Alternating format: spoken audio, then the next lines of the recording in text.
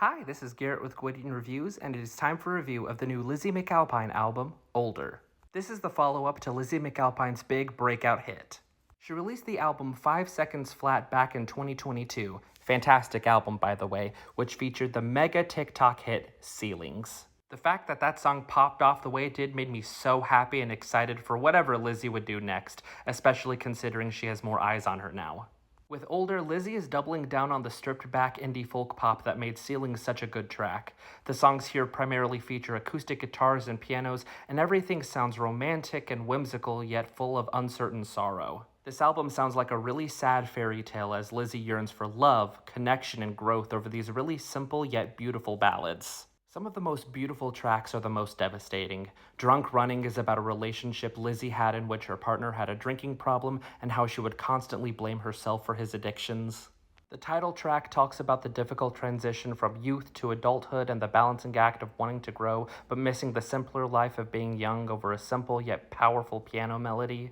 Then there's March, which is a gut-wrenching dedication to Lizzy's deceased father.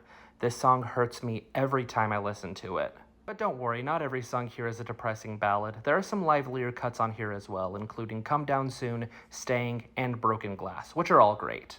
With that said, I think the biggest problem with Older is that sonically the music is lacking something. Don't get me wrong, the songwriting is on point. Lizzy's vocals are lovely and the music is very pretty. However, not much here music-wise really goes that extra mile. It's all playing in this simplistic middle ground that feels very safe. I think the production and the compositions could have been bolder. Basically, I wish the music was as devastating as the songwriting. Want these songs to be sad? Really lean into it. Give me a Phoebe Bridgers or a Mount Erie. I don't want to just listen to the pain, I want to feel it.